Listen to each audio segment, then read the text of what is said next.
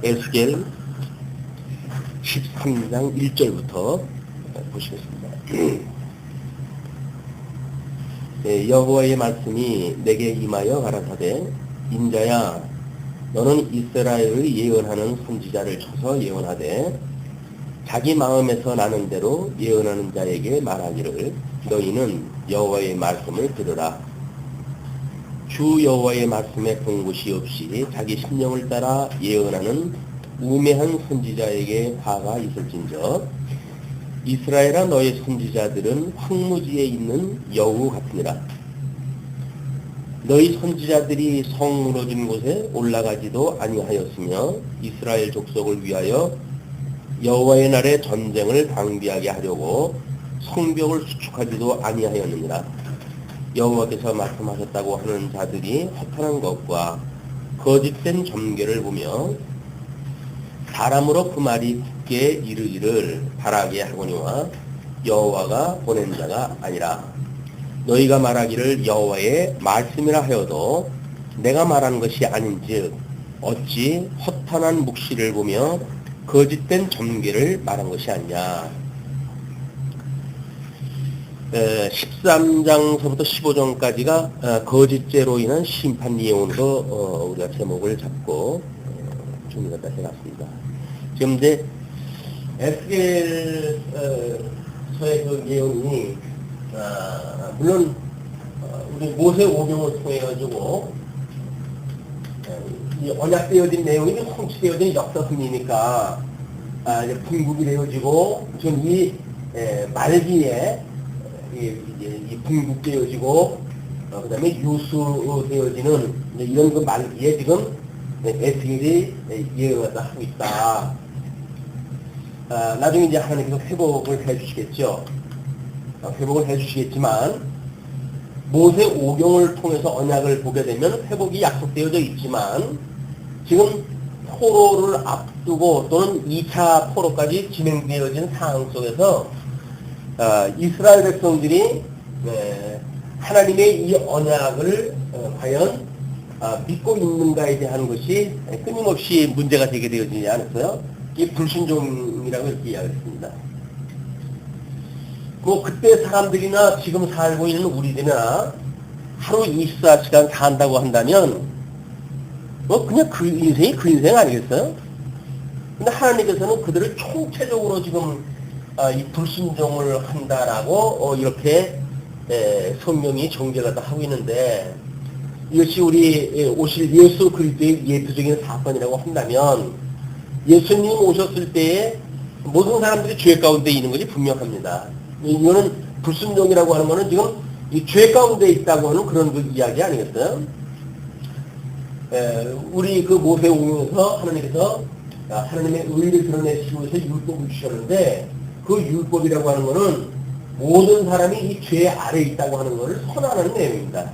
그래서 하나님의 의가 아니면 너희들은 구원할 수가 없어 라고 하는 것이 되어져 있기 때문에 어떤 지금 이스라엘 역사 속에서 이 사람들의 삶 자체가 뭐 형식적으로 해야 되는 우상을 숭배하고 이런 그 모습으로 나타나 있지만은 이 사람들의 불순종이라고 한다면 예수를 믿고 살아가는 지금 뭐 우리 주님의 몸된 교회에서 우리 성경적으로 보았을 때 우리 주님의 몸된 교회 이 서신서를 통해 가지고 언약되어진 이런 그 내용을 봐도 결국은 이 죄로부터의 구원을 끊임없이 이야기하는 거 아니겠어요? 우리가 우리에게 죄진 자를 사하여 준 것처럼 우리 죄를 사하여 주시고 우리를 시험에 들게 하지 마시고 악에서 구해 달라고 하는 그 내용이 전부 이 죄로부터의 구원의 문제예요. 그렇다고 한다면 이것이 이제 실천신학적으로 물론 이거는 이 이스라엘의 그 말기적인 것들은 이 서신서 마지막 부분이 이 계시록에 대한 이거를 예표적이고 모형적으로 보여준 거라고 이렇게 이야기를 했어요. 그러면 이 계시록에서 약속되어진 7교회의 그런 그 내용을 보게 되면 지금 계시가 끝나고 이 실질적인 우리 삶 속에서입니다. 주님의 몸된 교회를 살아가는 성도의 삶 속에서 봤을 때 여전히 이 7교회가 이제 이방인 교회들이니까 그 땅까지 이르러 복음이 증거되어지는 그때까지는 이방이 되어질 테고 창감람 나무가 다시 회복을 갖다 하게 되어졌을 때 다시 이스라엘의 회복기가 올 거예요. 이제 이때가 우리가 이제 세상 말세라고 이렇게 이야기를 다 하는데 그러면 뭐 이때에 대한 예표적인 사건이 여기서 지금 이야기가 되어지는 걸로 우리가 보여집니다. 그래서 어떻게 모형적으로 또는 육적인 개념으로 지금 이때 있을 것을 보여주는 거에 대한 내용이기 때문에 지금 이스라엘 국가에서 일어나는 이런 그 종말적인 그런 그 사건은 신령한 문제로 해가지고 지금 주님의 몸된 이방교회 이걸 통해 가지고 선지서에서 이야기한 것이 요한계시록에 예표적으로 보여준 거니까 계시록을 통해서 성취가 되어졌고 이것이 이제 특별계시록에 아주 묶어졌단 말이에요. 모든 특별계시는 끝이 났어요. 또 우리는 특별계시는 성경을 가지고 우리가 그 성경에 계시되어진 하나님을 믿는 믿음으로 살아간단 말이에요. 여기서 믿음으로 살아가는 거예요.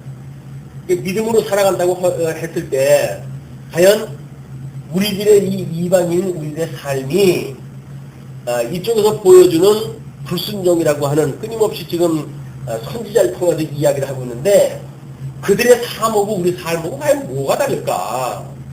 24시간 같이 사는데 우리가 뭐 죽도록 해가지고 주님 몸에서 충성하고 사는 것도 아니잖아요. 그냥 뭐 우리 그냥 그렇게 살아요. 먹고 살고 뭐 자고 먹고 자고 그러고 살지요.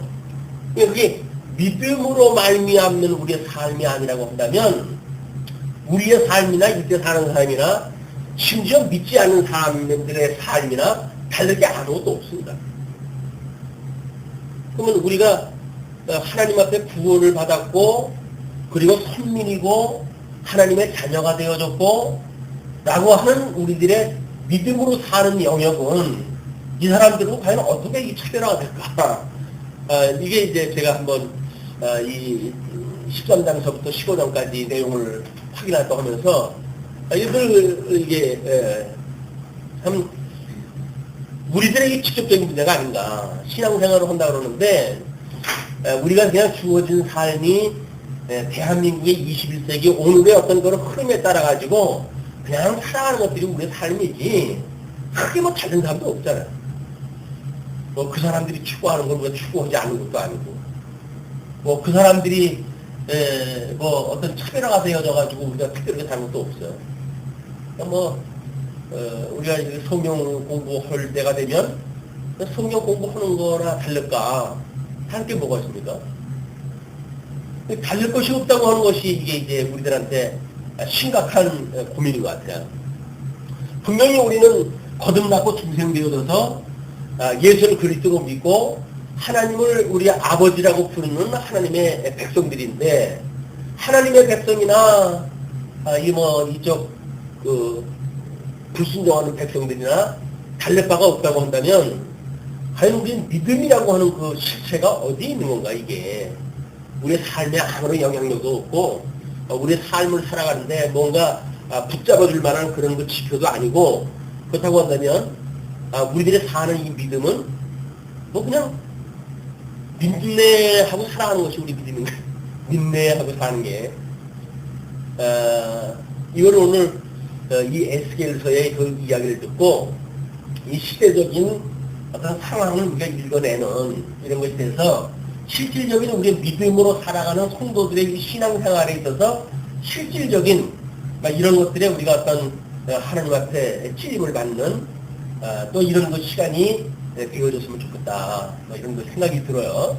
그래서 일단 그 뭐 양은 그 15장까지 해서 많지 않습니다. 뭐 5장 같은 경우는 8절까지밖에 없고 해서 양이 얼마 많지 않기 때문에 주제를 이런 그 주제를 가지고 지금 우리가 제목 잡기를 13장부터 15장까지를 거짓죄로 인한 심판 예언이라고 하는 걸로 한 단락을 잡아놨기 때문에 이것이 끝이 나야 이렇게 한 다발로 끝이 나야 오늘 정리가 되어질 것 같아가지고 일단 구상을 그렇게 했어요. 이런 고식을 가지고 지금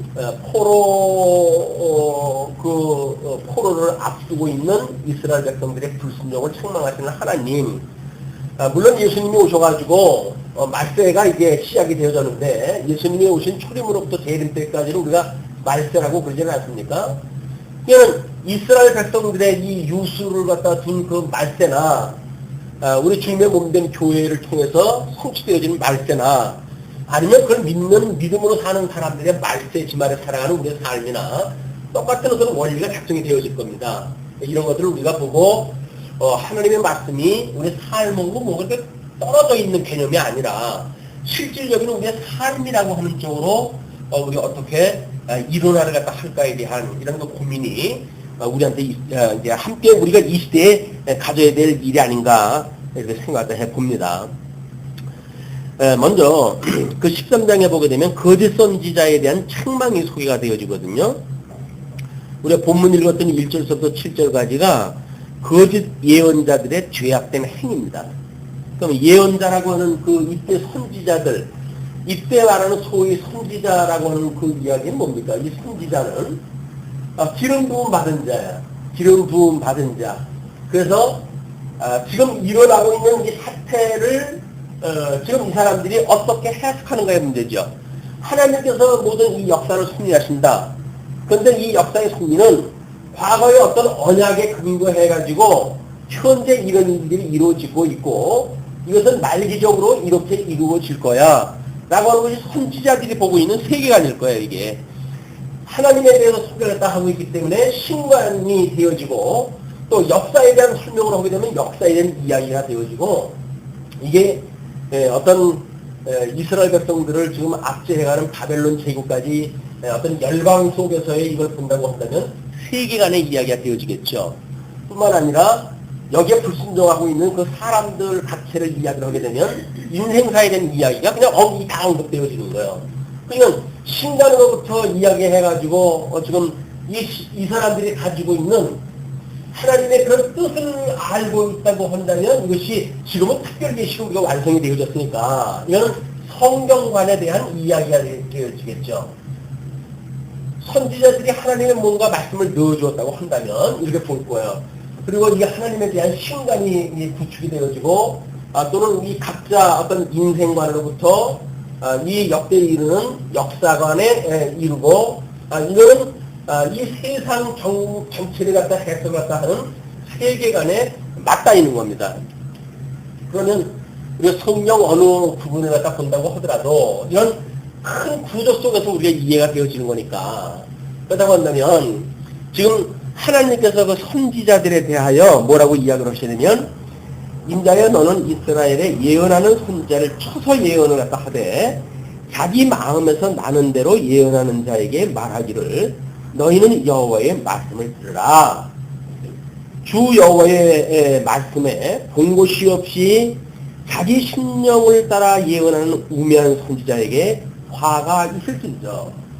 이때 그 선지자들의 역할이 지금 이 하나님의 뜻이 무엇인가에 대한 것을 전혀 관심을 갖다 안 갖고 있는, 그래서 그때 당시에 살고 있는 사람들이 귀에 듣기 좋은 소리가 무엇인가 라는 거에 관심을 가지고 소개했던 자들이 거짓 선지자들이에요. 이 거짓 선지자들은 예수님이 오셨을 때의 바리새의 그 서기관들이라든지 뭐 이런 그 모든 종교 지도자들이 이 참 선지자를 정죄했던 거짓 선지자들이었거든요. 자, 우리 이제 예수님께서 땅끝까지 증인을 삼았어요. 그럼 이제 이방인 우리 삶으로 살아가면서 우리는 증인으로 살 거란 말이에요. 또 증인으로 삶을 사는 것이 우리가 영적 예배라고 이렇게 이야기를 했지 않았어요? 그럼 하나님의 이 뜻을 분별하고 그리고 살아가는 우리 삶이 뭐 이것이 우리들의 세계관이고 역사관이고 인생관이고 그런 거 아닙니까? 근데 과연 영적 예배를 통한 우리의 삶이 이런 구도를 전체를 어떻게 소화해내고 있고 또는 그거를 우리가 조금조금 뭐 음미를 갖다 해가면서 시대적 사명을 우리가 이해를 갖다 하고 살아가는가 라고 하는 문제는 이때 상황의 문제입니다. 그렇죠? 비록 지금 우리가 이 특별기시 바깥에서 보고 있는 이방인 시대에 살아가는 우리들의 이런 삶이라 할지라도 이것은 이때 말기적인 이스라엘 백성들이 살아갔던 삶하고 원리적으로 다른 게 아무것도 없어요. 똑같은 거예요. 그러면 우리가 이 증인으로 삶을 사는데 이쪽에서 거짓 선지자들에 대한 이야기나 우리 증인에 대한 삶이나 같은 맥락으로 이해할 수 있겠죠. 그러면 과연 우리가 이 뜻을 하나님께서 여러 가지로 보여준 감춰졌던 비밀을 여러 가지로 좀 우리한테 보여줬으니까 우리는 하나님의 이 뜻을 분별하고 살아가는 것이 영적 예배란 말이에요. 근데 과연 얼마만큼 하나님께서 우리한테 보여주셨는가, 보여주는 계시, 열어서 보여주는 계시 아니에요. 열어서 보여줬다고 하는 이 계시의 문제를 과연 얼마만큼 우리가 이 하나님에 대한 뜻을 이해를 갖다 하고, 그렇군요, 하나님. 그래서 하나님과 더불어 살아가는가에 대한 문제는, 이거는 우리들한테 끊임없이 아마 하나님 앞에 당부해야 될 문제라고 보여집니다. 아마 사도 바울도 서신서의 편지에 이런 하나님의 뜻을 알기를 구한다든가, 하나님의 지식에 이 자라기를 원한다든가, 라고 하는 문제도 결국 이 문제죠. 우리가 과연 어떻게 하나님의 뜻을 분별하고 이 시대를 살아갈 것인가, 라고 하는 문제라고 보여지거든요. 근데 이 하나님께서는 지금 에스겔을 통해 가지고 거짓 선지자를 쳐가지고 예언을 갖다 할 때 그 특징이 어떤 자로 지금 이야기를 하고 있냐면 자기 마음에서 나는 대로 예언하는 거예요. 지 마음대로. 지 마음대로 하는 거예요. 그러면 여기서 우리가 어떤 교회적인 입장, 개인적인 입장으로부터 또는 이 어떤 그 교회라고 하는 그런 맥락으로 우리가 보게 되면 세계관은 우리가 교회라고 하는 전체적인 맥락으로 해서 여기 정치, 경제, 사회라고 하는 문제가 다 포함되어 있는 곳 아닙니까? 물론 개인 생활도 마찬가지겠지만 이런 교회라고 하는 문화 속에서 이걸 본다고 했을 때 과연 하나님의 열어서 보여주신 하나님의 말씀이 증거되어지고 있는가, 아니면 지멋대로 해가지고 듣는 사람들을 귀를 즐겁게 해주는 이런 것으로 전 교회가 되어져 있는가는 이런 말세를 우리가 가름하는데 매우 중요한 요소라고 보여집니다. 사람들한테는 교회 나오면 복 준다고 그러고 잘 먹고 잘 살려고 한다고 그거만큼 좋은 게 어디 있겠어요. 그러나 과연 하나님께서 인생들 보고 잘 먹고 잘 살려고 만약에 세상을 만들어 놓으셨고 섭리해 가신다고 한다면 사도 바울이 이야기했던 것처럼 예수 믿는 사람들이 제일 불쌍한 사람들인지 모르죠.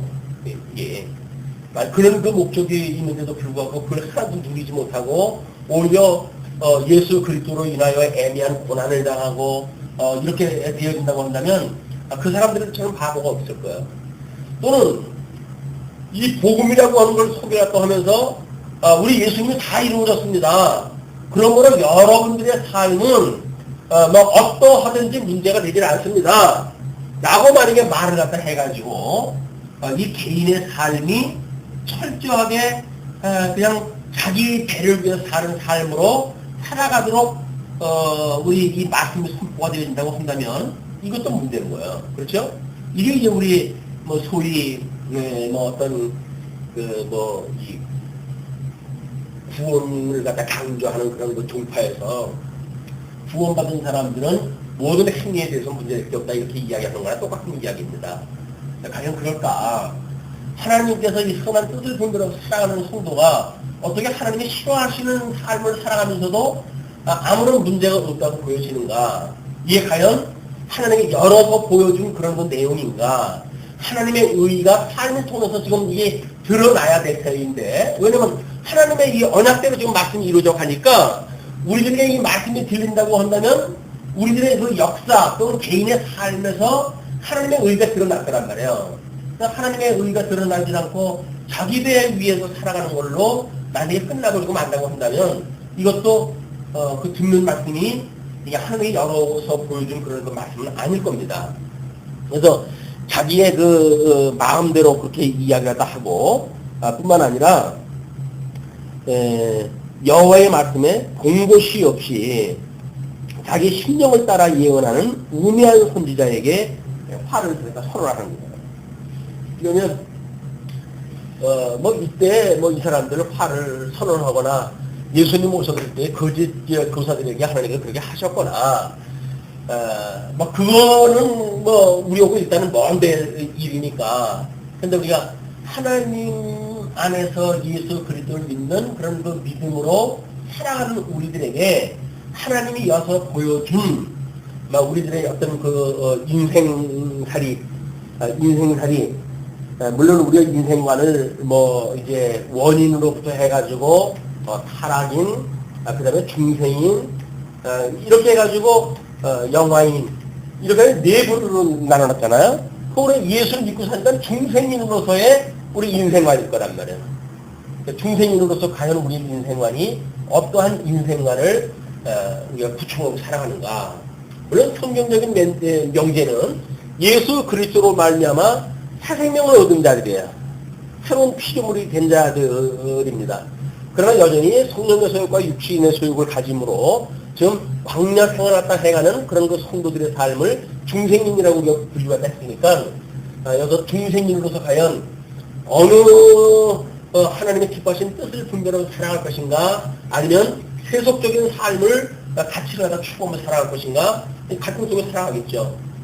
물론 뭐 빌립보서에서 이야기한 것처럼 어느 곳에 이르든지 원리가 예수 그리스도를 믿는 하나님의 의로 말미암는다고 하는 믿음이 있다고 한다면 어디에 이르렀든지 그 믿음대로 살아갈 거예요. 이거는.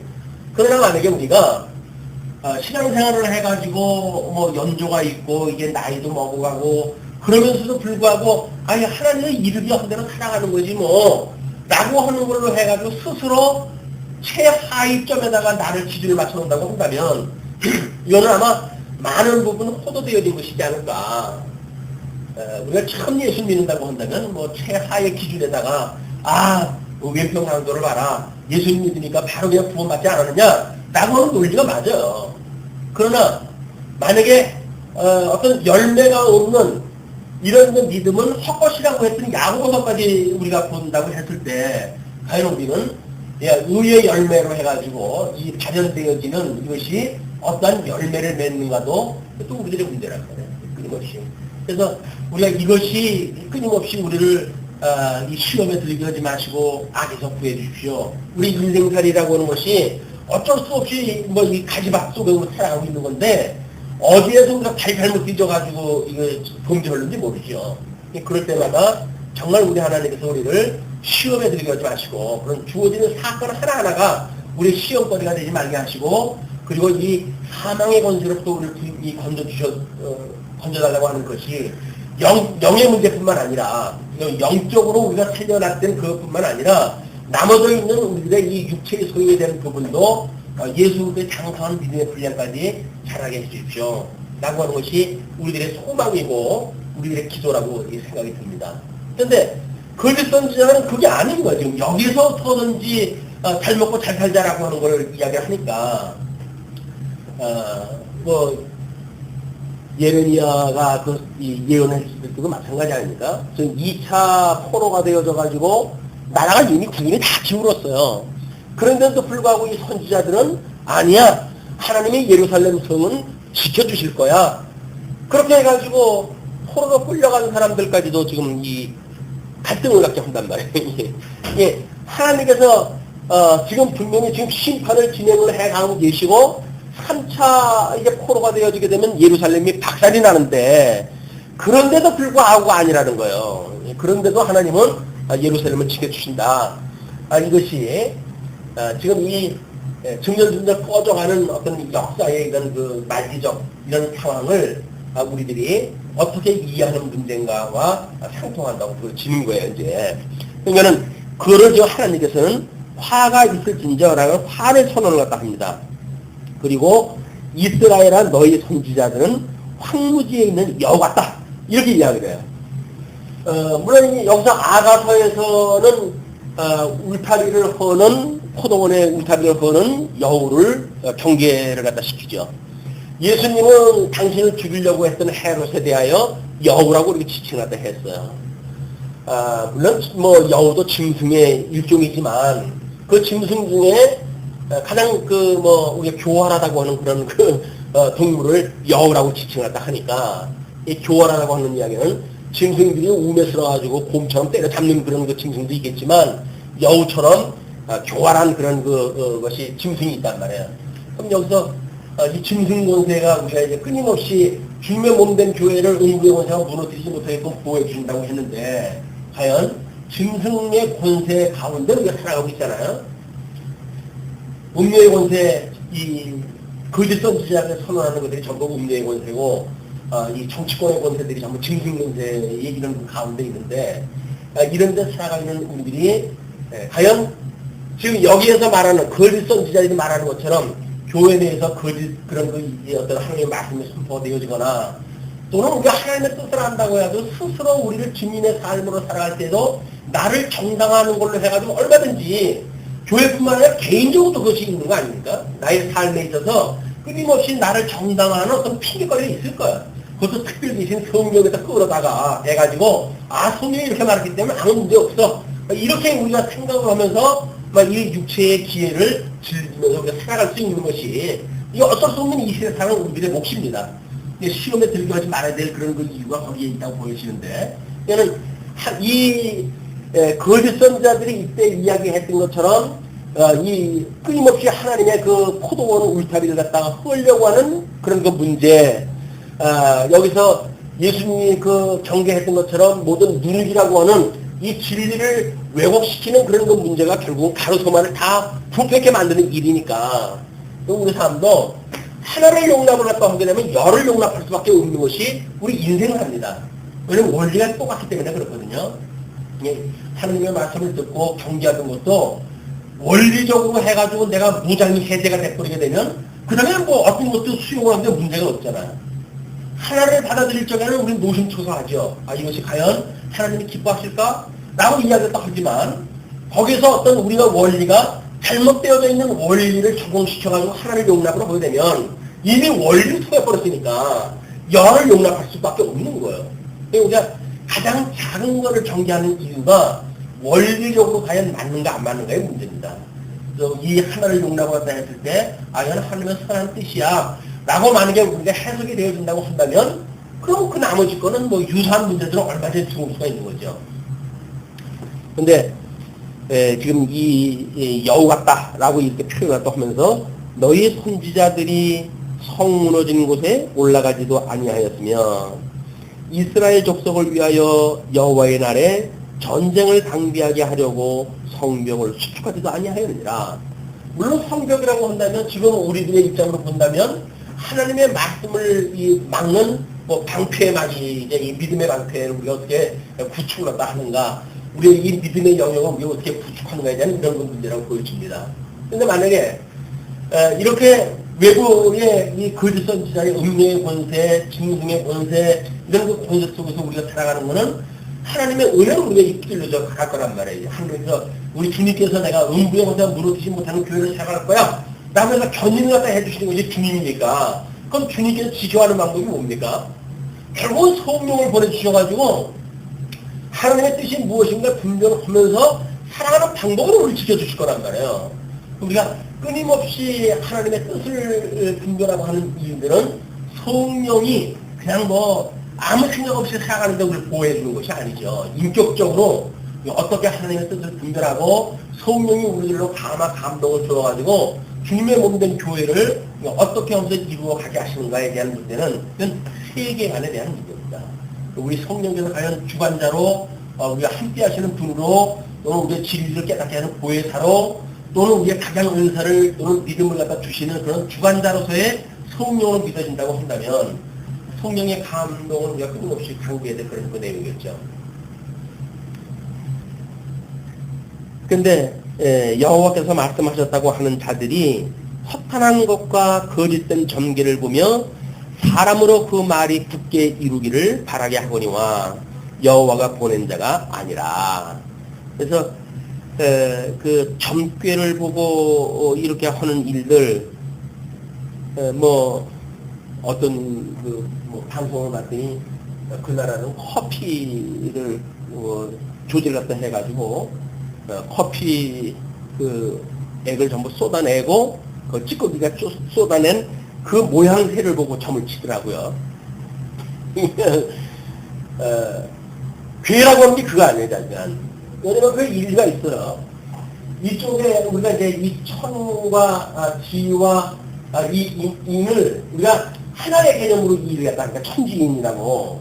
그렇다고 하면 이게 지금 해와 달과 또 별과 이런 하늘의 움직임이 땅에 그대로 움직여지겠죠. 이게 지금 뭐 우리 지구를 중심으로 본다고 한다면 바닷물이 밀물과 썰물이 만들어지고 절기가 만들어지고 농사를 지어야 되는 때를 갖다 우리가 구하게 되어지는 거니까 그러니까 하늘의 움직임을 모르고 땅의 움직임을 본다는 이야기는 거짓말이에요. 그래서 어떤 그 한의 사람들은 이 사람을 치료하다가 이제 뭐 동약을 이용을 갖다 하고 그러지 않았겠어요? 그러다가 야 이걸로만 봐가지고는 안 되겠다. 우리가 이쪽으로 천체학을 공부하지 않으면 하늘의 움직임을 모르고 그 사람의 우리가 그런 그 비용을 갖다가 우리가 이제 진단을 할 수 있겠냐. 그래서 하늘의 움직임을 갖다가 공부를 갖다 한다고 해가지고 잠시 병원문을 닫고 뜻이 맞는 사람들이 이제 천문학을 학교에 들어가지고 그걸 공부한다고 그런 소리 들었거든요. 근데 하늘에 대한 거를 연구하고 땅에 대한 걸 연구하고 이 인간에 대한 걸 연구한다고 한다면 늙어 죽을 때까지 다 해도 이거 못하고 그냥 갈 거예요. 그냥 부분적으로 하던 거나 해가지고 밥 먹고 살면 되지 거기서 근본을 찾아 올라간다고 해서 될 문제도 아니겠어요? 이것도 어쩔 수 없는 천하계의 문제인데 천하계에 대한 문제를 가지고 이걸 이루어 간단 말이에요. 사람들이. 이 세간이라고 하는 문제가 결국은 이 세계죠. 이 세계. 정계를 갖다 보면서 여기서 인간들이 괴를 일단은 이 사람들이 사람이 만약에 커피잔에 이렇게 찌꺼기를 갖다가 쏟아냈다고 하더라도 거기에 남는 어떤 그런 찌꺼기의 문양이 우연히 만들어진 거겠지만 이 사람이 어떤 자기의 기운에 의해 가지고 그때 뭔가 의해가 되게 만들어졌을 거란 말이에요. 그걸 봐가지고 이제 촉매 역할을 갖다 하는 게 이게 하늘의 뜻이 무엇인가를 봐가지고 당신은 이런 것이 이렇게 되고 이래가지고 점을 갖다 치고 그러거든요. 이게 우상을 믿는 모든 전개가 다 똑같아요. 거짓된 전개를 보며 사람으로 그 말이 굳게 이르기를 바라게 하거니와 여호와가 보낸 자가 아니라 너희가 말하기는 여호와의 말씀이라 하여도 내가 말하는 것이 아닌즉 어찌 허탄한 묵시를 보며 거짓된 전개를 말한 것이 아니냐. 이쪽의 사람들은 끊임없이 거짓 선지자인데도 불구하고 끊임없이 하늘의 뜻대로 했다는 거예요. 그게 이제 어디 가서 판가름이 납니까? 종말에 가가지고 이게 내가 예수님의 이름으로 해가지고 표적으로 행했고 이렇게 했는데 내가 왜 나를 갖다 모른다고 하십니까? 라고 그런 데까지 이런 거 아니에요? 근데 이미 이때는 때가 늦은 거예요.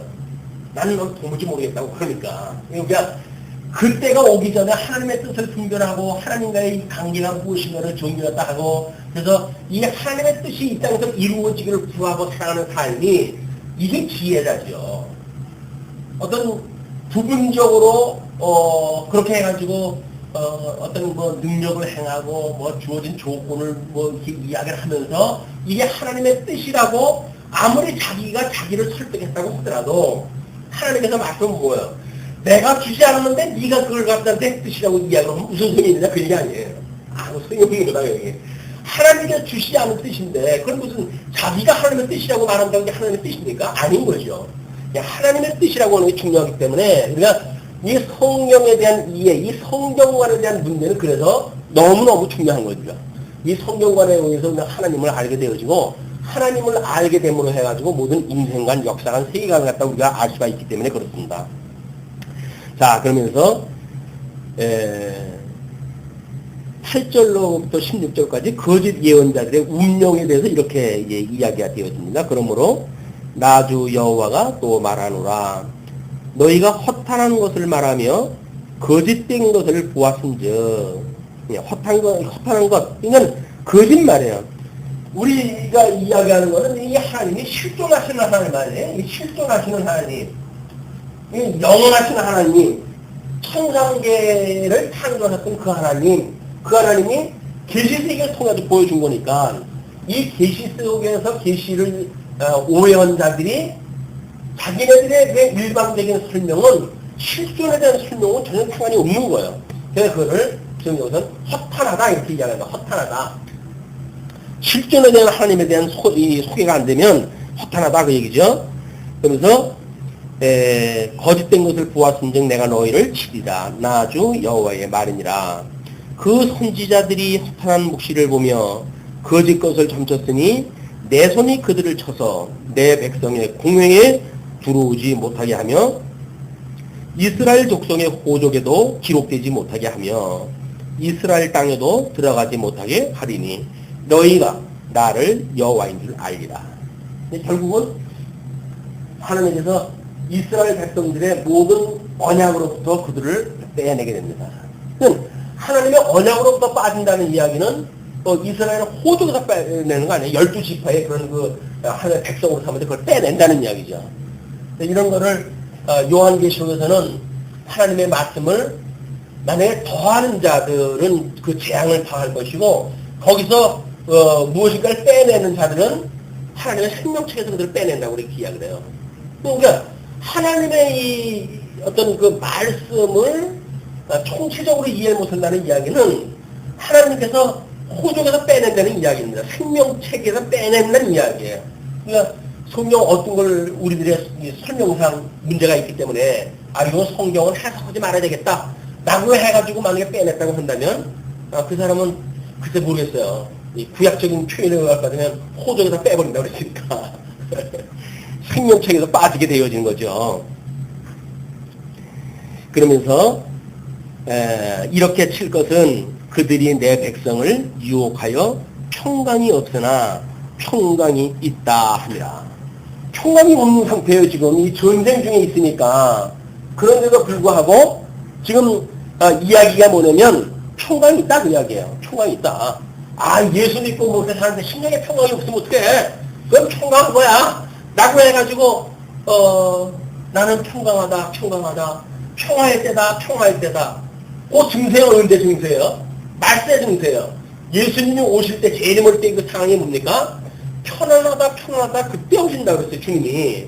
그러니까 하나님은 말세지마라고 해가지고 지금 이 죄악에서 이 왜곡되어진 비진리를 선포하는 거에 대해서 끊임없이 메시지를 통해 가지고 이 깨어 있을 것을 갖다 이야기를 하는데, 근데 평안하다는 거예요. 예수 믿고 우리가 구원받았는데 뭐가 걱정이냐? 그건 안 믿는 사람들의 이야기지 라고 이야기했다 하는데, 성경이 뭐 안 믿는 사람들에 대해서 그렇게 친절하게 이야기를 했어요. 믿는 사람들의 이야기니까 이제 믿는 사람도 아니고 믿는다 하는 사람들에 대한 이야기예요. 하나님의 뜻이라 뭐 내가 믿고 살아간다 하는 자들을 지금 이야기를 하는 것이다.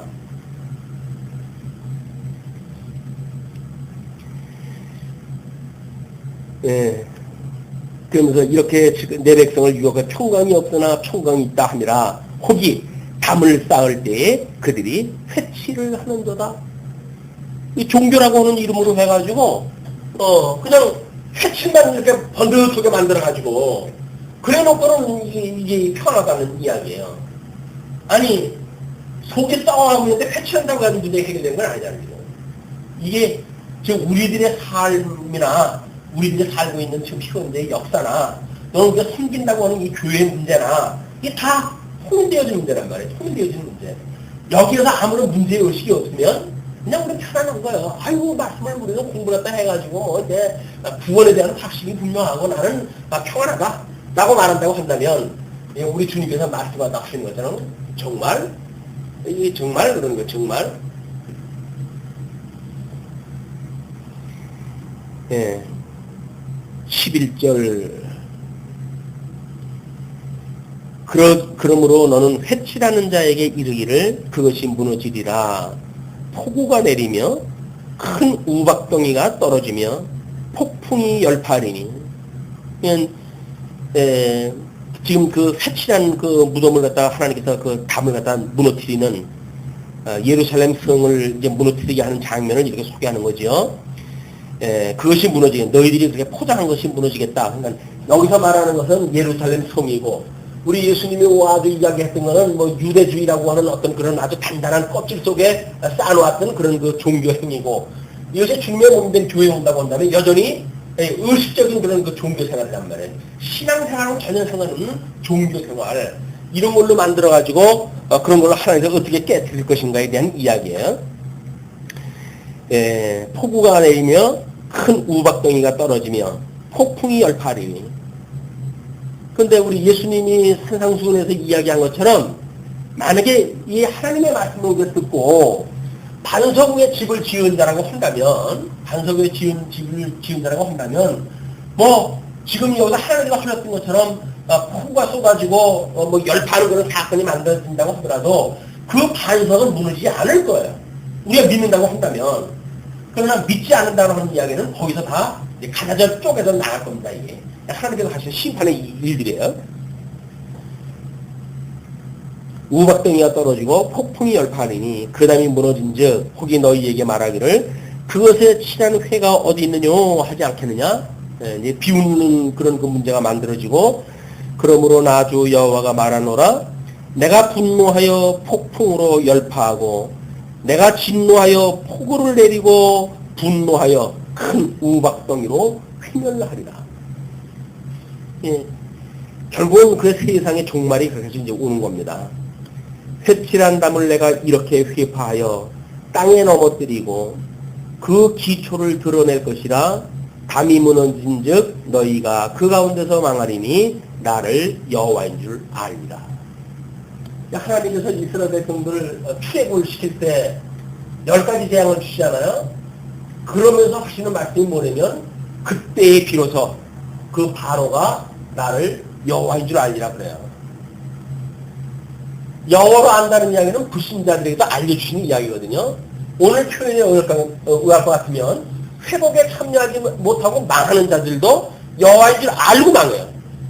그러니까 그 사후가 괴로운 거예요. 여호와인 줄 알고 망하니까.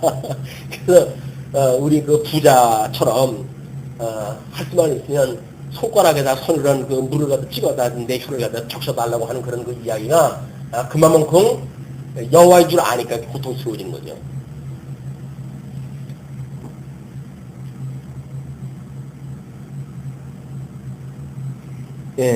그러므로 나 주 여호와 말하노라 내가 분노하여 폭풍으로 열파하고 내가 진노하여 폭우를 내리고 분노하여 큰 우박덩이로 휘멸하리라.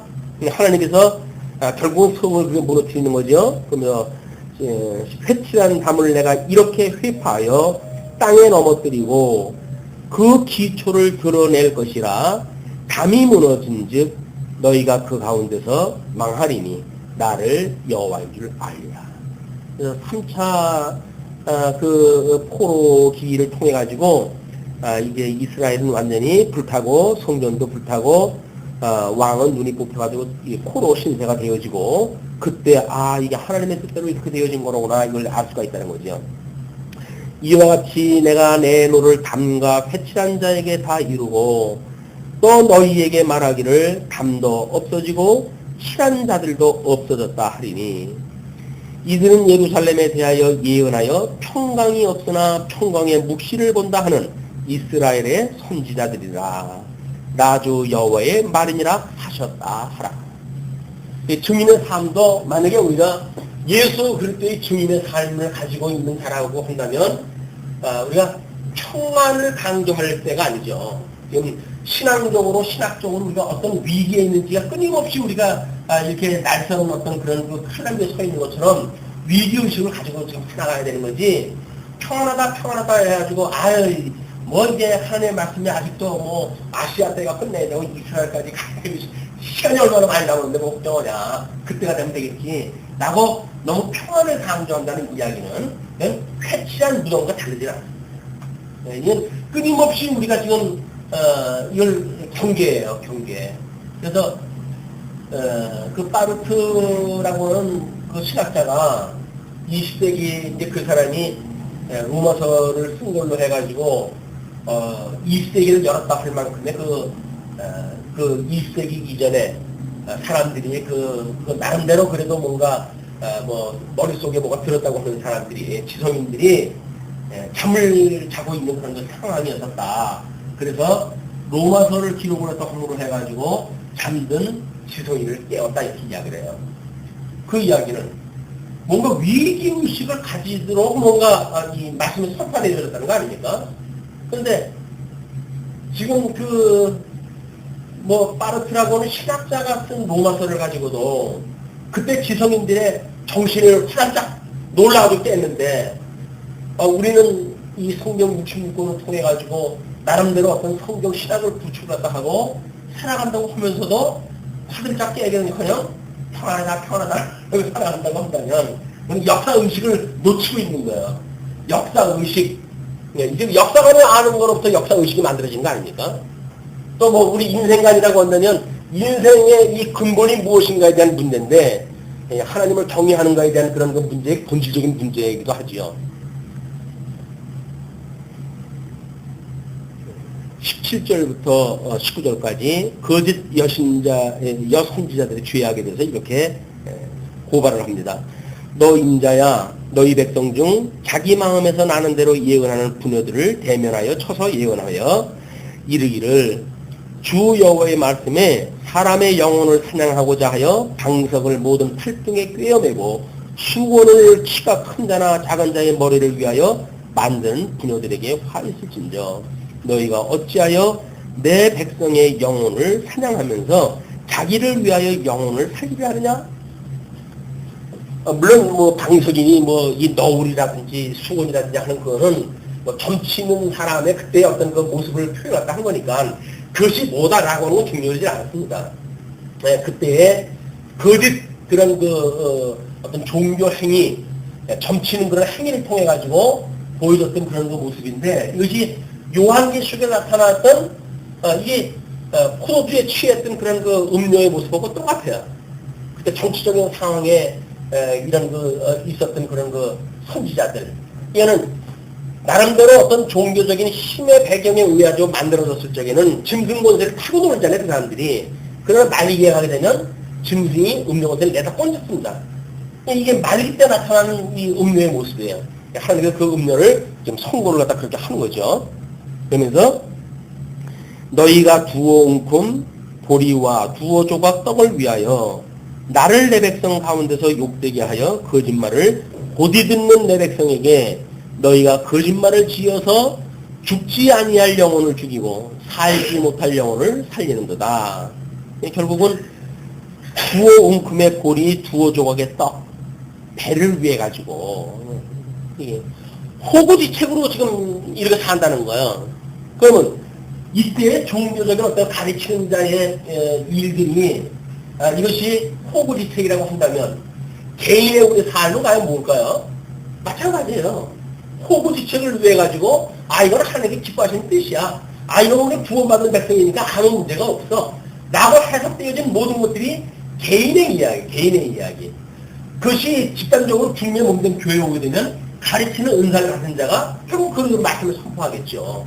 배를 위해 가지고 결국은 거짓말을 하고 자기를 정당화하고 이런 그 일들이 만들어진다.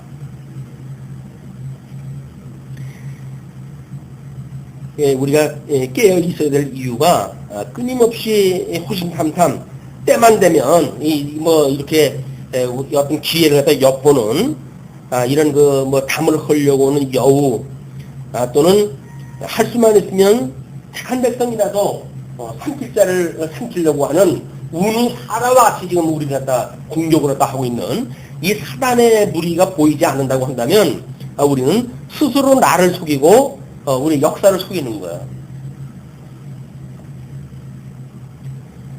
그러므로 나주 여호와가 말하노라 너희가 새를 사냥하듯 영혼들을 사냥하는 그 방석을 내가 너희 팔에서 떼어버리고 너희가 새처럼 사냥한 그 영혼들을 놓으며 또 너희 수건을 찢고 내 백성을 너희 손에서 건지고 다신 너희 손에 사냥물이 되지 않게 하리니 너희가 나를 여호와인 줄 알리라. 물론 하나님 택한 백성이라고 한다면 그 거짓 선지자들의 그런 거 왜곡되어진 진리 가운데서도 하나님께 지켜주시는 역사가 이제 이루어지겠죠. 하나님 택한 백성을 하나님께서 지키시는 분이니까. 그러나 그렇지 아니하는 자가 망하는 것은 거짓 선지자들의 미혹대가 다 망하게 되어 있단 말이에요.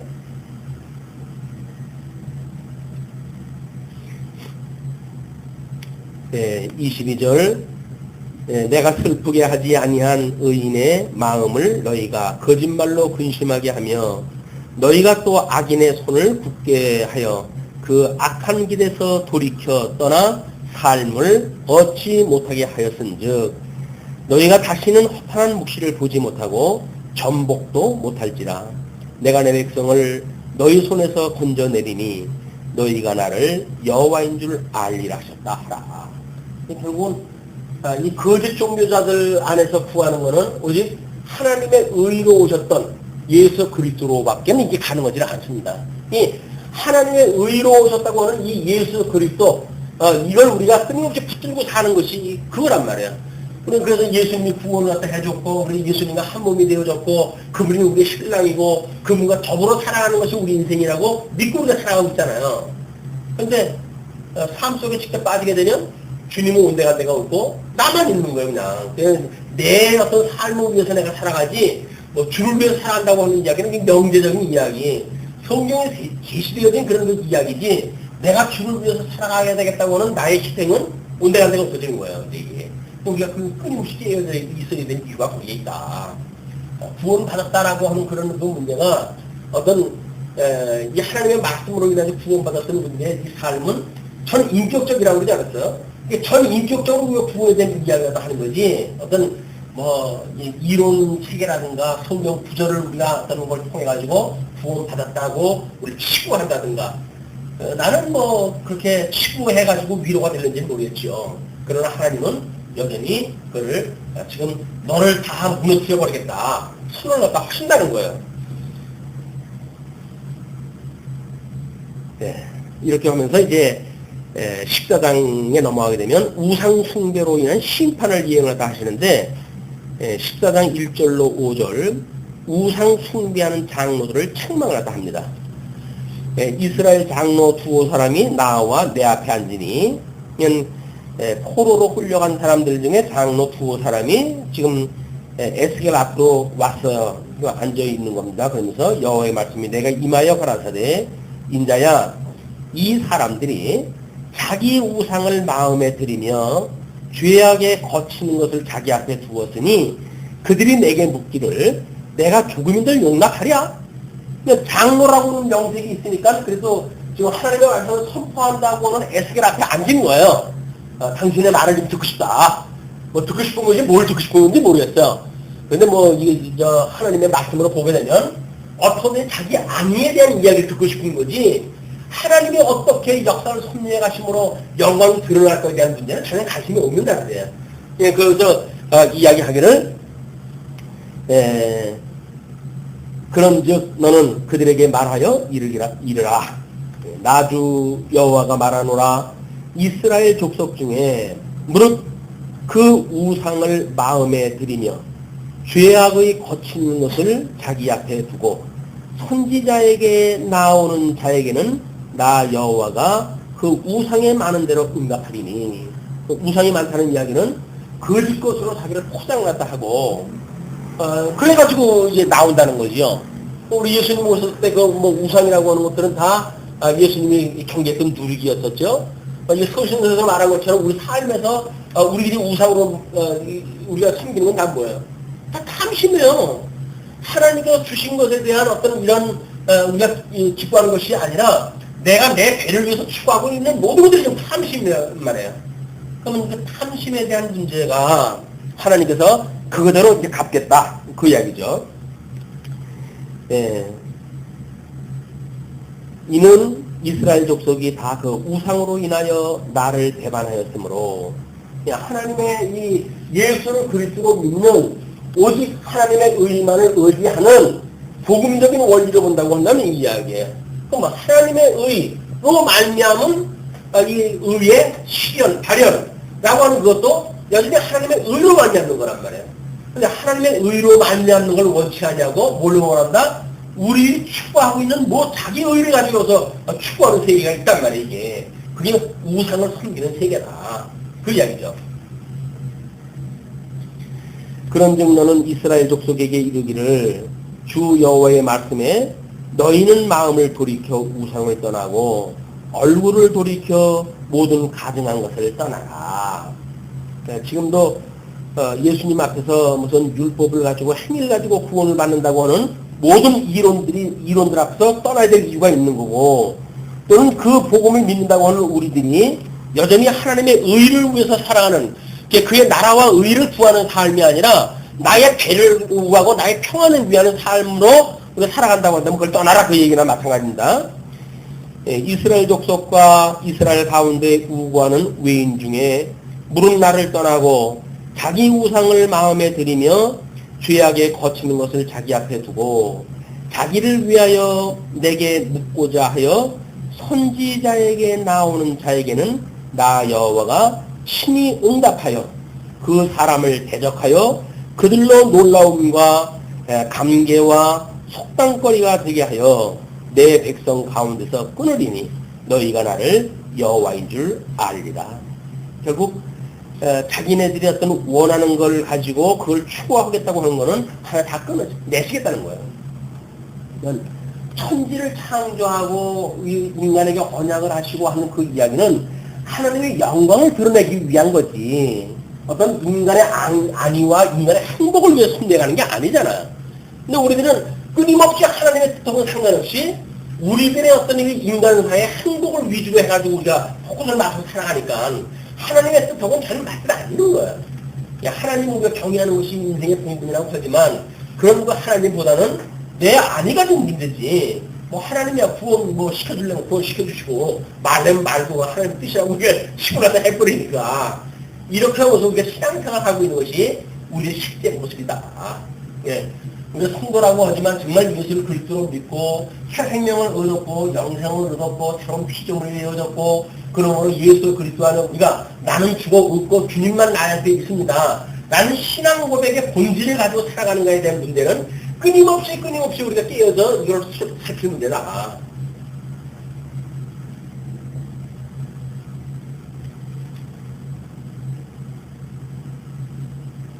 예, 만일 선지자가 유혹을 받고 말을 하면 나 여호와가 그 선지자로 유혹을 받게 하였으며니와 내가 손을 펴서 내 백성 이스라엘 가운데서 그를 멸할 것이라.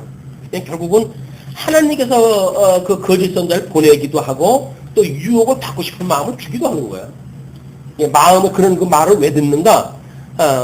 거짓말이라고 그렇게 듣지도 않냐고 그 말을 듣는 것도 하나님을 망하게 하시기 위해서 그렇게 하시는 거죠. 선지자의 죄악과 그에게 묻는 자의 죄악이 같은즉, 예, 묻는 사람이나 말하는 사람이나 다 같은 족속이에요. 각각 자기의 죄악을 담당하리니 이는 이스라엘 족속으로 다시는 미혹하여 나를 떠나지 않게 하며 다시는 모든 범죄함으로 스스로 더럽히지 않게 하여 그들로 내 백성을 삼고 나는 그들의 하나님이 되려 함이니라. 나주 여호와의 말이니라 하셨다 하라. 그러면 이스라엘 족속으로 다시는 미혹하여 나를 떠나지 않게 하며 다시는 모든 범죄함으로 스스로 더럽히지 않게 하여 그들로 내 백성을 삼고 나는 그들의 하나님이 되려 함이니라.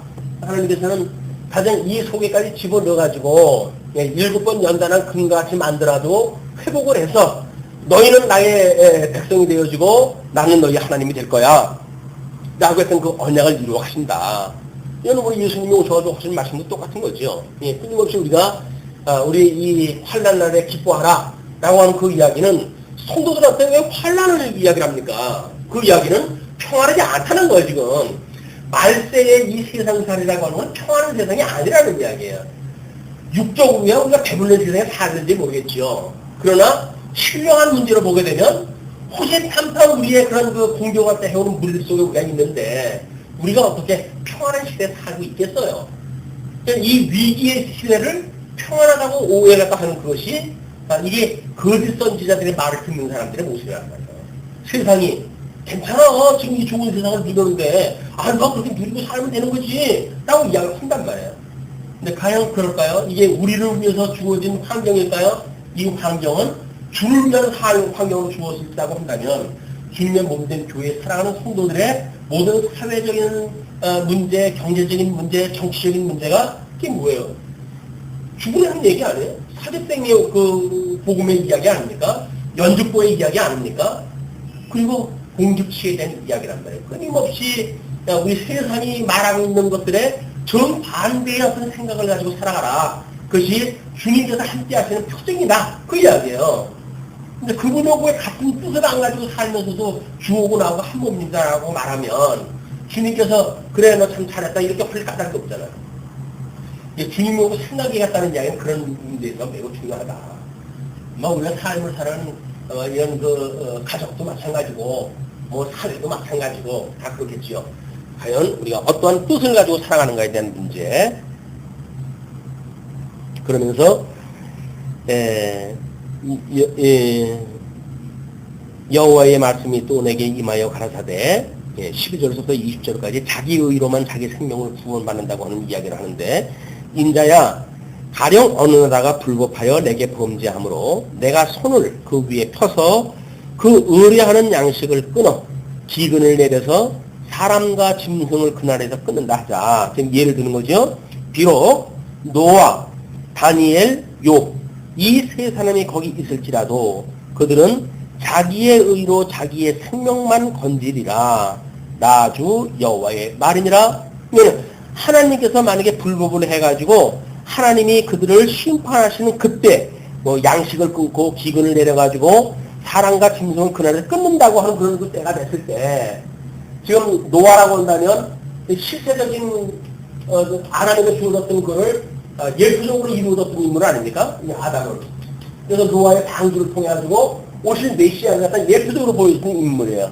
그 노아가 있든지 또는 욥이라고 한다면 지금 우리 시편 기자 아닙니까? 시편 우리 시가서의 욥기의 그런 그 저자니까 그럼 시가서라고 하는 것은 형통했을 때 그때 만약에 욥이 만약에 있다고 하든지 아니면 다니엘은 지금 궁극 말기니까 포로 떼어지니까 이때에 선지서에 나오는 선지자의 대표로 해가지고 다니엘의 예를 들어요.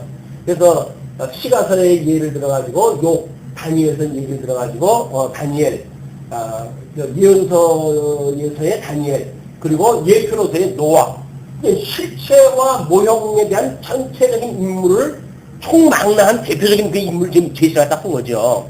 그래서 그 사람들이 거기 있다 할지라도 그들은 자기의 의로 자기의 생명만 건지리라. 나 여호와의 말이니라. 이 사람은 대속할 수가 있는 것이 아니란 말이에요. 그러니까 대속주가 이 하나님의 의가 되신 이분을 소개했던 사람들이기 때문에 하나님을 심판할 때 그들이 있다고 하더라도 하나님께서 그들이 자기의 의를 가지고 하나님 앞에 구원을 받을지는 모르지만 다른 사람들에서 대속할 수 있는 사람들이 아니라 그 이야기를 하는 거죠. 가령 내가 사나운 짐승으로 그 땅에 통행하여 적막해 하며 황묵해 하여 사람으로 그 짐승을 인하여 능히 통행하지 못하게 한다 하자. 비록 이 세 사람이 거기 있을지라도 자기 삶을 두고 맹세하노니 그들은 자녀도 건지지 못하고 자기만 건지겠고 그 땅은 황부하리라. 나주 여호와의 말이니라. 하나님이 아니면 안 되는 거예요, 이게 지금. 이것은 인물이 하나님한테 충성을 갖다 했고 그러기 때문에 구원을 갖다 했고 이런 이야기가 아니에요. 만약에 구원이 있다고 하더라도 하나님이 했다고 하는 걸 보여주는 사건이지 이 사람들 자체가 어떤 구원 대속주가 될 수 없다. 우리는 그런 걸 놓치게 되면 복음을 놓치게 되어지는 거죠.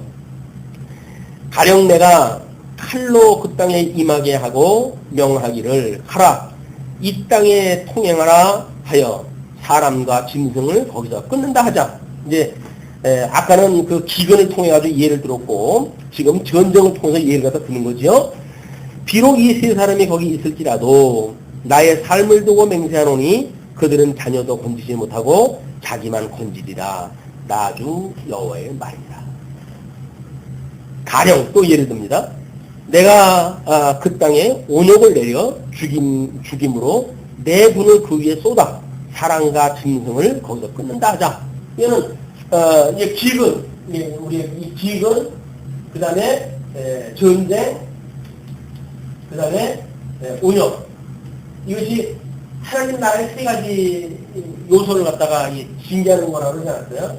기근에 대한 문제는 경제에 대한 문제고, 전쟁이라고 하는 것은 통치에 대한 문제고, 그 다음에 이 운영이라고 하는 거는 사회적인 문제라고 그랬어요. 그래서 국민, 국토, 국군이라고 하는 3대 요소를 통해가지고 이게 하나님의 나라에 대한 그 이야기입니다. 그러니까 지금 이 사람들이 다 있다고 하더라도 뭐 어떤 그 경제적인 문제의 위기 또는 이 정치적인 위기 또는 사회적인 위기에 있을 때 그 사람들이 다 있다 할지라도 하나님의 나라를 이루는 것은 하나님이 하시는 일이지 이 사람들이 할 수가 있는 것이 아니란 말이에요. 그래서 우리가 예수 그리스도를 바라보고 이 이분에 의해서 그의 의와 나라를 구하라고 하는 이야기예요. 예수님이 오셔가지고 그의 의와 나라를 구해라. 성도들이 살아가는 모든 삶은 이 의와 나라를 구하는 삶이에요. 근데 우리는 그의 의와 그의 나라는 상관이 없이 나의 의와 나의 뭐 나라 뭐 이런 것만 우리가 추구하다니까 우리 성승배가 관계 없단 말이에요. 가장 그의 의와 나라를 구하라고 했던 그 명제가 우리 어떠한 의미로 오는지에 대한 이런 재해석이 필요하죠.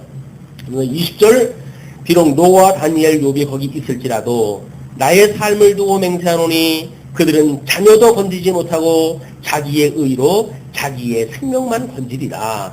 나주 여호와의 말이니라 하시니라. 그러니까 여기서 할 수 없었던 것이 하나님의 의로 되어진 거예요.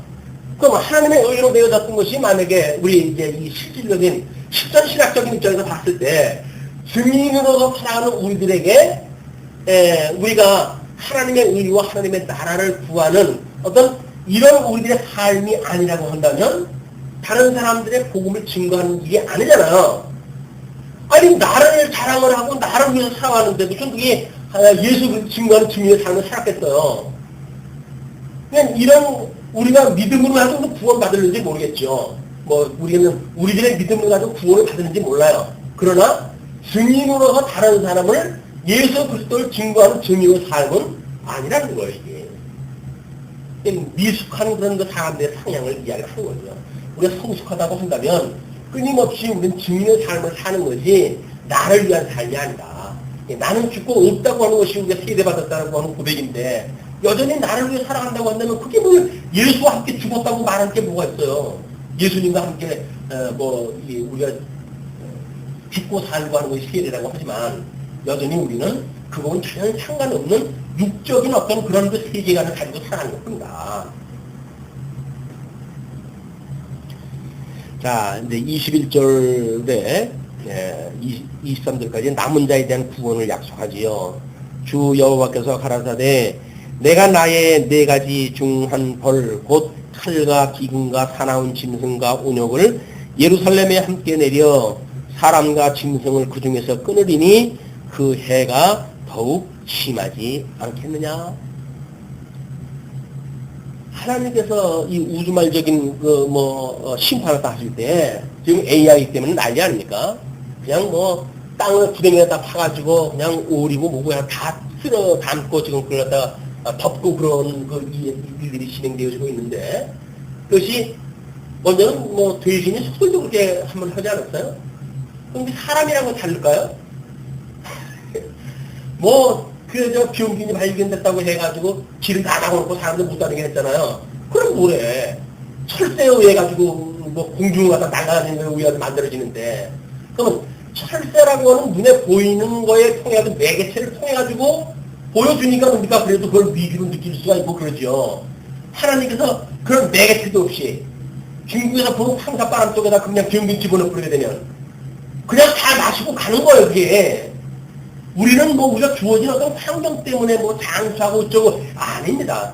하나님께서 우리를 심판하실 때가 되어지게 되면 그냥 먼지 속에다가 이 바람 속에다가 균 집어넣어가지고 이 출애굽할 때 하나님께서 그러잖아요. 그냥 개 한두 군 잡아가지고 공중에 뿌려. 그럼 내가 온역을 갖다 주겠다 그 이야기예요. 그냥 피부병이 그냥 막 발발하고 하나님 그런 거 심판하다 하신 분인데 인간들이 뭔가 구축한 세계 가지고 우리가 여기서 안전하다 이런 것 때는 말기적 현상인 거예요. 말기적 현상. 안녕한 때가 어디 있어요. 하나님만이 예수 그리스도만이 우리의 포구가 되고 우리의 어떤 그런 위안처가 되어지고 반석이 되어지는 거지 예수님 떠나가지고 뭐가 관계가 있습니까? 예수님 안에서만 우리가 그게 위안처가 되어지는 거예요. 피난처가 되고.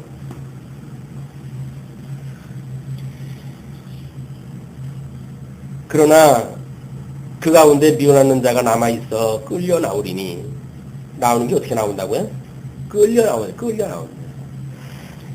곧 자녀들이라. 그들이 너희에게로 나오리니 너희가 그 행동과 소위를 보면 내가 예루살렘에 내린 재앙 곧 그 내린 모든 일에 대하여 너희가 위로를 받을 것이라.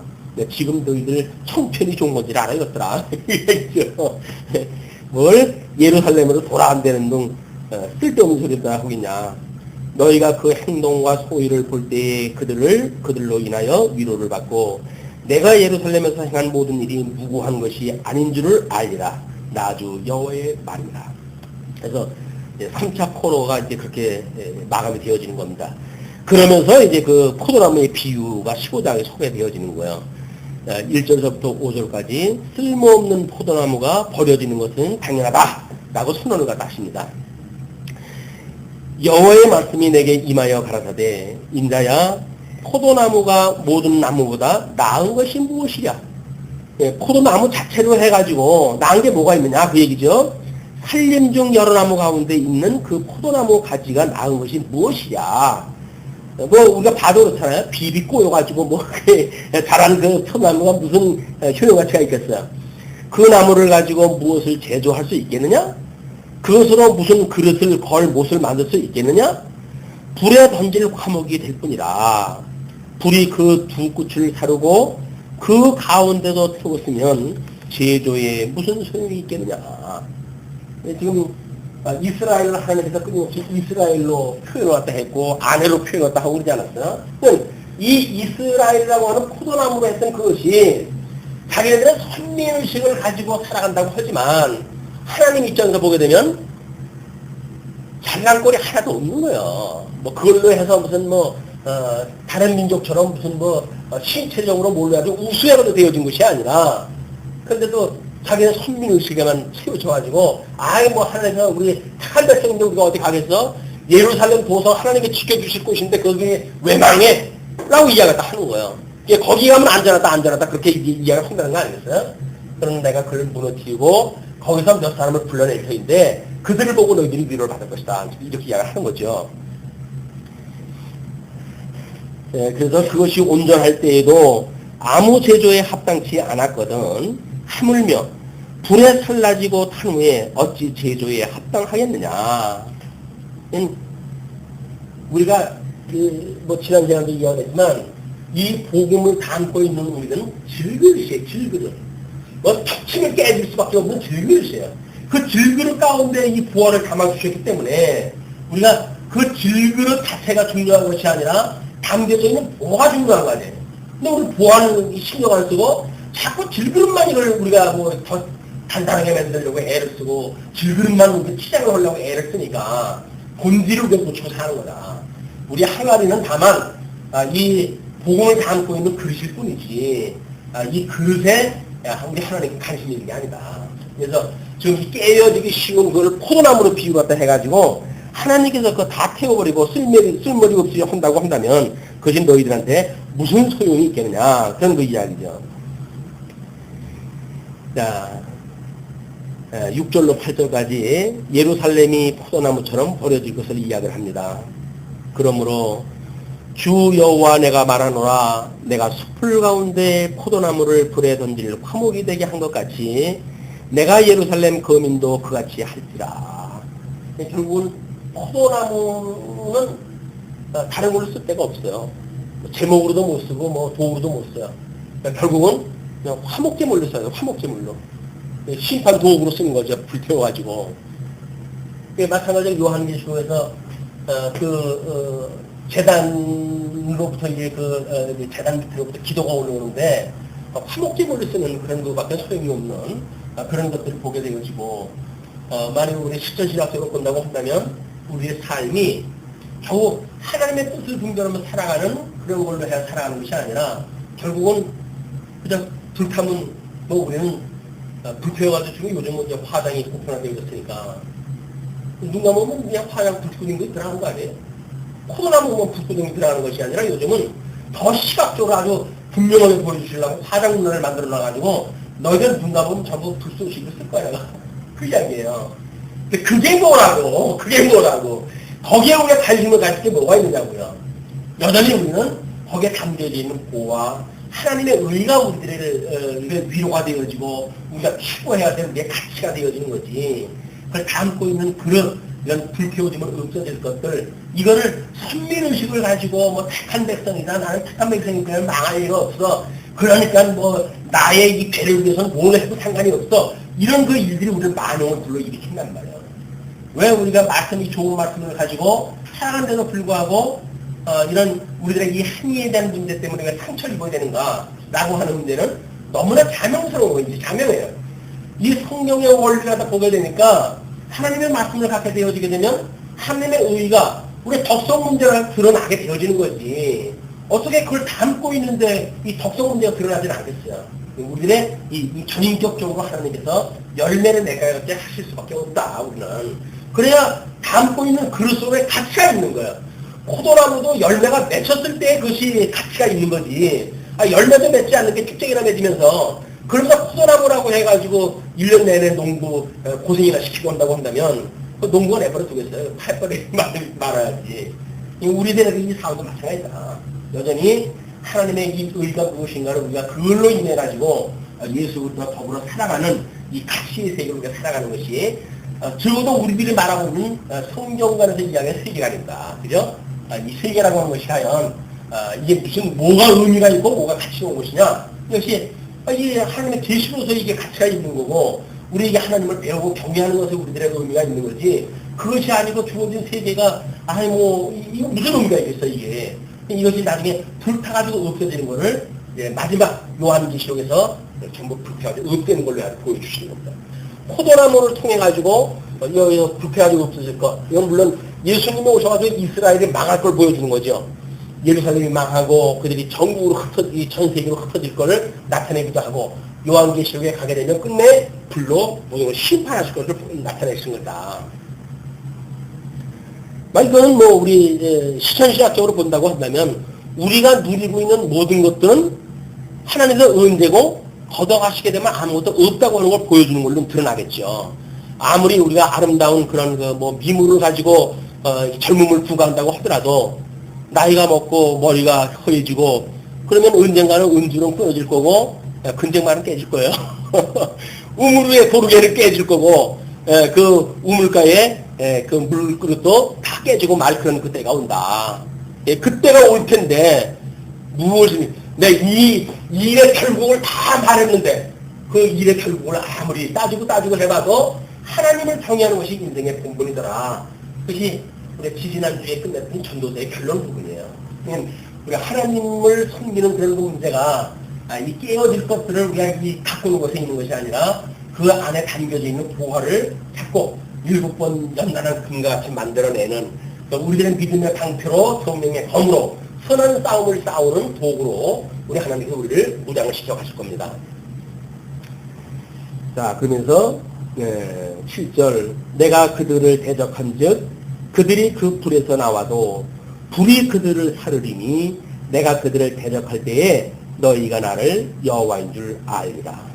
포도나무를 하늘에 다 태우고 그들이 피한다고 피해 나와도 결국은 불이 그들을 사르게 될 터인데 그를 대적할 때에 하나님께서 그들을 대적할 때에 너희가 나를 여호와인 줄 알 것이다. 그래 모세 오경에서 언약한 대로 좀 이루어지는 거니까 저주 있는 자들 너희 집에 들어가도 저주고 나가도 들어가고 저주고 떡반죽도 저주고 다 저주해. 저주가 그 저주가 이루어지는 거니까 하나님이 여호와시구나 언약대로 이루어가시는 분이구나 이걸 알 것이다. 내가 그 땅을 황무케 하리니 이는 그들이 범법함이니라. 결국 예루살렘을 이걸 황폐케 해가지고 그래서 우리가 이사야서 이건 하나님의 의의 부분이라고 했잖아요. 예레미야 이제 예레미야를 선민이라고 이렇게 이야기를 했고 그 다음에 에스겔을 이거를 부포라고 했어요. 그 다음에 다니엘을 우리가 통치부분이라고 이렇게 이야기를 해서 또 세계가 하나님 나라라고 이렇게 이야기를 했단 말이에요. 그러니까 이 에스겔은 끊임없이 예루살렘 회파에 대한 이야기예요. 예루살렘 회파에 대한 이야기고 이제 회복을 했다 하실 때에도 어떻게 예루살렘을 회복하실 것인가에 대한 이야기로 정리가 되어진다. 그래서 우리 대선지서의 그 구분해 있는 것도 지금 예루살렘을 지금 하나님께서 심판하시는 것으로 소개가 되어지는 것이 계속되어진다고 하는 걸 알 수가 있습니다. 예, 내가 그 땅을 황폐하리니 이는 그들이 범법함이니라. 나주 여호와의 말이니라.